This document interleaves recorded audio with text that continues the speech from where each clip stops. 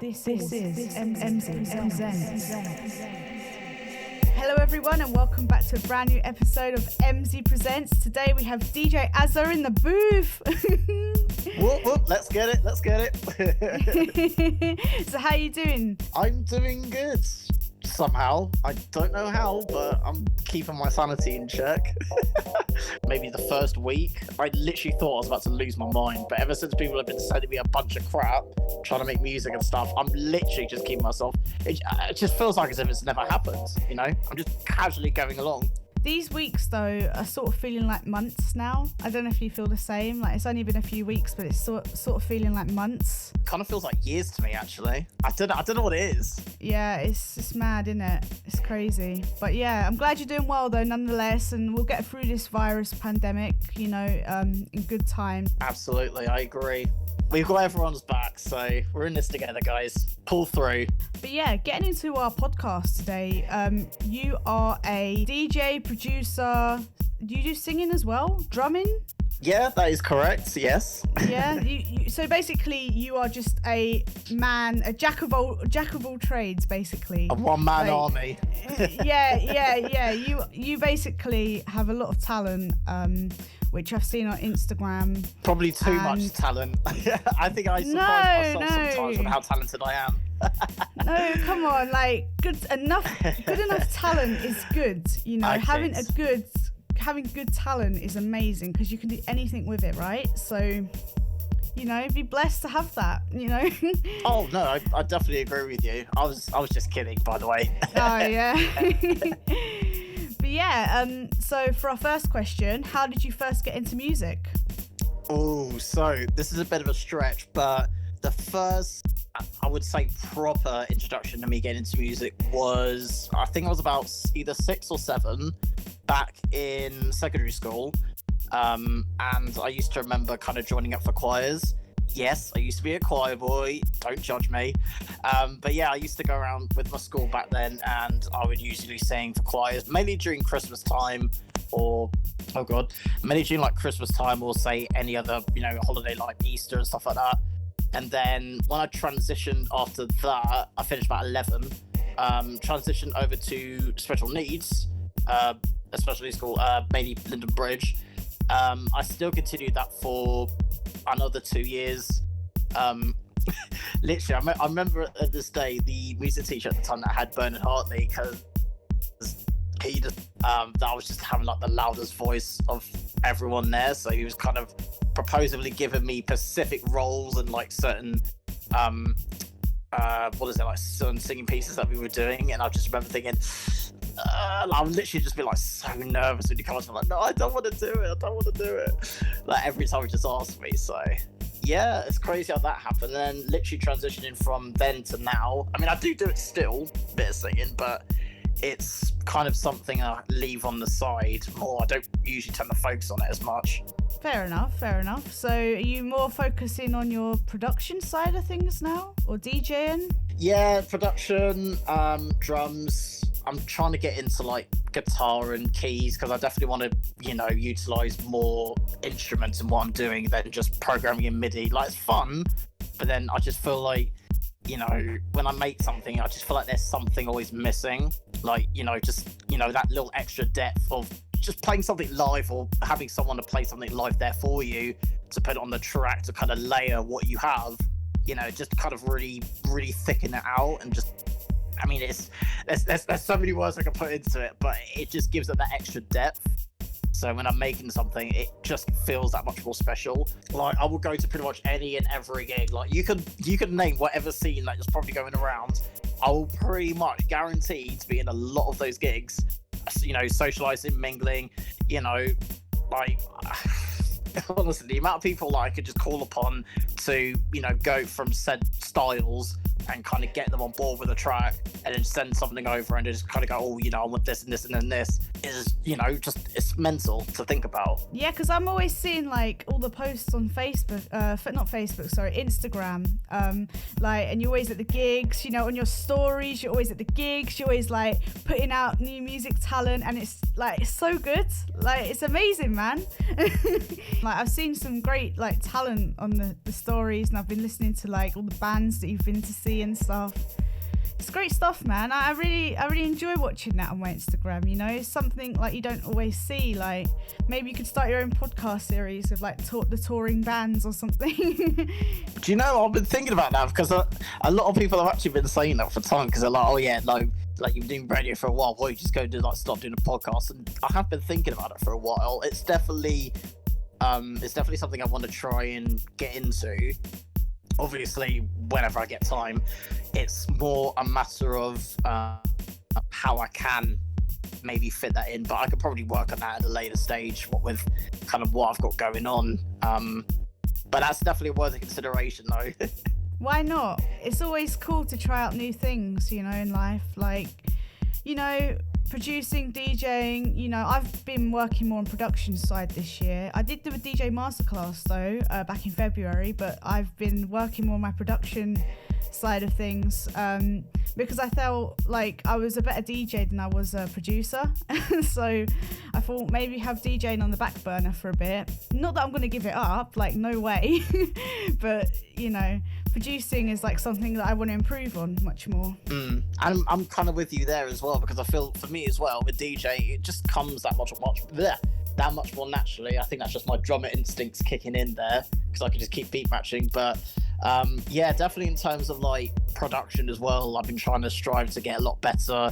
I mean, immediately from say last year to now, I've had a massive spike in how I'm kind of making my tracks, making them sound a lot better, a lot tighter, and not as like muddy, over compressed, over EQ'd. So it just sounds kind of to that professional standard, with kind of what I'm using, even if it's like very limited. Like especially now, it's like more limited than ever. Almost every track I've been making for the past, I want to say it's been now 3 weeks. Yeah, about 3 weeks at least, entirely on my phone, like fully, like. Especially what I'm using, Bad Lab, if you guys don't use it, very good DAW. The only trouble I will say is that it only allows for 12 channels at once, so that's kind of the only real drawback. But with that though, you can get quite creative and just make some really unique tracks. And yeah, I've literally been like dialing and making so many tracks, it's ridiculous. Getting so many people to send me stuff and just be like, oh, I'll try this and this and this. I'm still at the minute waiting for people to send me some other stuff and bits, but It's good to, like, as I say, like, especially in this quarantine period we're in, it's good to, keep your production up, I'm lucky enough to have Reason 10 at home, but I don't know what I would do without it. If I didn't purchase it like 2 or 3 years ago when I did, then I think, I don't think I'd be in a good place right now regarding production or working with podcasts. How has your music style differed across the years? Now, I know I've always seen like on your Instagram, you're making some crazy tunes. Would you care to explain? Oh, well, where to begin? So yeah, literally my music style has changed drastically when I first started doing production in 5 years. When I started off, I was into the whole big room scene. So people like Martin Garrix, when he used to blow up, I used to take a lot of inspiration from that. So that was kind of like my sole focus. For, I want to say, the first 2 years when I started doing production, till about 2017. Towards the tail end of 2017, I started getting into doing more like psytrance, and I dabbled into trap a little bit. Well, my first trap song was technically a take on a video from, who was it? From Aces to Aces, if any of you guys follow him on YouTube. I just watched a tutorial where he was kind of like, how to make like a today's trap hit in like 3 minutes, and then just watched that. And then literally made a song purely inspired by that video, but with my own little spin on it, where it kind of speeds up towards the end and then goes straight back in. I mean, I've literally listened back to it earlier. I was like, oh my God, it sounds so horribly mixed. Like, I just hear the kick and it's just so clicky. And so literally anything that I've made, probably, I want to say as of before 2018, it's like 2017, all that. Anytime I just listen to anything I just made prior, except for maybe some stuff that I made on Caustic, I just flat out cringe at it. Like, flat out. It's just so unbearable to listen to.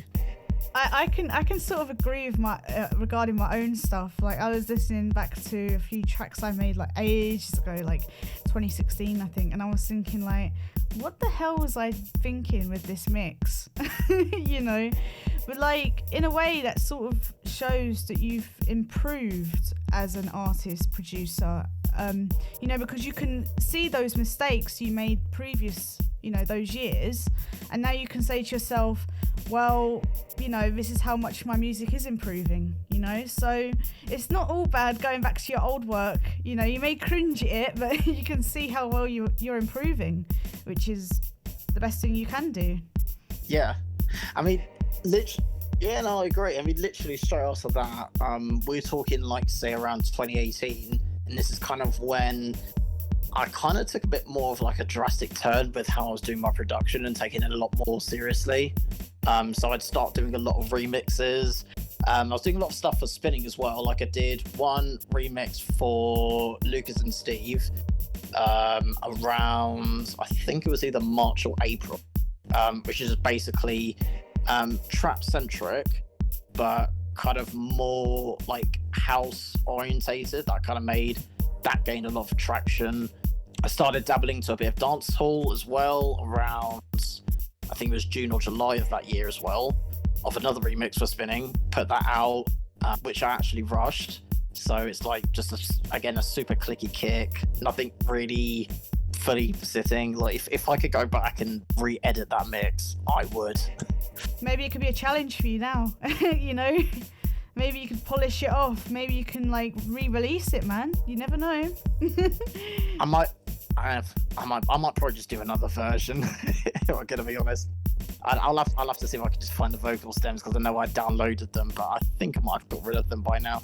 Who knows? I'll have to see. And then literally, what was it, like towards, I say, like the rest of 2018, which is kind of just a bit more, I was dabbling into other little bits, and then I think I was getting more towards Logic, but it was more kind of like the start of 2019 when I really did kind of like fully start using, when I started going around a mate's house, gyms, and we ended up kind of making 2 tracks. So one of them was a deep house remix of one of his tracks, which was a blues original, and I decided to just go over and just vamp it, because it was originally like 3/4, sorry, and we just ended up kind of time changing it, added a lot of extra bits and just made it seem super mellow. Both did vocals on it, doubling it up, and then literally as we got kind of, you know, trying to finish it, because I ended up just losing some inspiration, I was like, trap track instead. So I just literally got some chords together, made a track,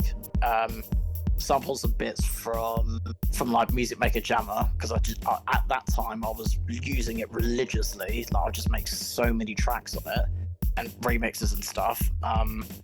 Sampled some white noise and stuff from there, put it on, and then literally I've been having released for like over a year. Yeah, it's pretty nice. I mean, literally, me and Jim, we just, I just finished actually kind of making like a liquid D&B track. So he just sent over some guitar bits. Nice. Sounds wicked. I'm looking forward to hearing that. Oh, trust me, it sounds really good. I was just getting some feedback actually last night from a mate. It was like, yeah, it sounds good, but there just needs to be a little bit more of the drop. I'm like, yeah, but I don't want to make it sound too cluttered though. If I add a little bit more, it's just going to sound a bit messy. And I was like, no, you just got to add some low end. I'm like, yeah, kind of got a bass already for that. So maybe I'll have to see, maybe. But yeah, that's about it. So literally, I've just been going backwards and forwards between different styles and different genres, and just not sticking with like one track. Yeah, it's cool. It's interesting how you're going back and forth between the genres you mentioned. It's quite nice, you know. Why not? You know, what style of music are you currently flexing or listening to at the moment? It is a mixture of right now Moonbaton, a lot of tribal house, tropical house, hardstyle, festival trap. About it mainly. I mean, I do have listened to other stuff like I don't know, Future Bass is another one, because I do tend to quite listen to a lot of that. You know, I say mostly like San Holo, mainly for that, just because of, you know, how guitar centric his work is, and I kind of aspire to make that. Yeah, and I say also kind of more stuff like, say, like Porter Robinson as well, because I'm getting a lot into his stuff, especially with what he's making now as opposed to his prior work, which was, I mean, everyone else is kind of saying, you know, it's a bit more on a sadder tone. Now it's kind of, you know, like more upbeat and bubbly, and it just feels a bit, you know, like alive and stuff. But those are kind of mainly the styles that I tend to be listening to. But other than that, I do tend to just listen to a bit of everything. It's a great selection. I like it. I mean, it's good to have a wide variety of all different genres. You know, I mean, sticking to one genre, especially for me, it doesn't just get boring, it just gets over excessive, you know, and it doesn't give you enough ideas to put into your own work. Yeah, but not only that, but there's kind of not enough like incentive for you to kind of try innovate from that style and kind of incorporate other styles like sounds and, you know, elements to kind of use with what you're making. So for me especially, like, I tend to listen to, because I'm quite big on like, you know, film soundtracks and, you know, like, say, OSTs from video games. So I tend to listen to a lot of that and take inspiration, whether it's like full-on orchestral or, I mean, it depends, because usually it's that, or, you know, fully dance synth heavy, or, you know, heavy rock, metal, that sort of stuff. I'm definitely taking a lot more inspiration from that in terms of dynamics and sound design, layering stuff together as well. I was literally, especially the past couple of days, listening to a lot of what was I listening to? I listened to a lot of the music from the new Final Fantasy that recently came out, and taking inspiration from that, and then just basically like a bunch of just other games that kind of have a similar sort of theme. Have you got any new music coming out soon? I know you said about the liquid drum and bass track, but have you got any like EPs or any music coming out soon that the listeners would like to hear about? Okay, so I do have a bunch of tracks I've got lined up. A lot of them are remixes of, say, ACM students that I'm in contact with, because I've been contacting a ton, whether it's like bands, pop artists, rappers, DJs, producers. Like this year alone, in terms of remixes, I've done some for, for a band called House of Dirt, who do quite a lot of like rock and grime. So I kind of did a remix one thing, doing another one, because I was in chats about the one I did, and they didn't mind it, but they're looking for like something a bit more kind of darker and gritty. So I was like, yeah, I just got to fit that in. There is one I released 2 months ago for Elena, which is probably one of the most experimental ones that I've done in terms of remixes, which goes into 3 different genres in once with a tempo change halfway through. It's definitely something for you guys to check out, which I can link a bit later. Yeah, a lot of the stuff I'm kind of releasing is just a load of remixes. I did, however, recently release a 2-track called Pursue for Better, which was my attempt at making grime. Along with I did a festival mix as well, just to kind of give a bit more variety for, you know, say people that kind of will be listening at, say, I'd probably say like I could probably hear like Tomorrowland or something, but that's something I've got recently lined up, recently released, sorry. I actually did my own cover of a mate's track from ACM, called by the name of Hannah Dorman, who you should definitely go check out, of her track called Distract Me, where I actually laid down my own vocals for it, and then kind of changed the instrumental. Literally, I sent it over to her, and she was just like, oh, like, wow, you know, it's so different. Oh my God, it's so different. How'd you do it?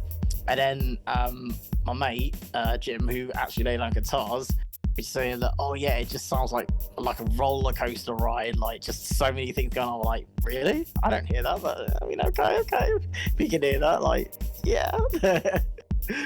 Sounds like you're doing some really amazing stuff at the moment, Azza. You know, it's brilliant. All the stuff you're doing, it's wicked, man. I look forward to hearing all the new music you have to put out, you know. Thank you so much for today's interview, Azza. It's been amazing. It's been amazing chatting to you. Thank you for having me. Oh, you're very welcome. You're very welcome, man. It's been great. It's been amazing to hear all your inspirations, all your up-and-coming work and everything, you know, you've talked about from the start of your music journey to now. You know, I've learned so much. It's been amazing, and I hope our viewers have learned a lot as well. That's the end of the podcast today, and thank you to everyone who is listening to MC Presents, and thank you so much to Azza again. He's been brilliant, such a cool dude, you know, and I hope you've all learned new stuff about him. He's been great, he's been wonderful. And don't forget to follow him on Instagram at Azza Official Music. Don't forget to follow Low Shelf on Instagram at low_shelf, and you can check Low Shelf out on YouTube at Low Shelf. So thank you to everyone who is listening, thank you for your time, and make sure you come back for more content on underground electronic musicians and producers and DJs. Thank you, everyone. Bye. Bye.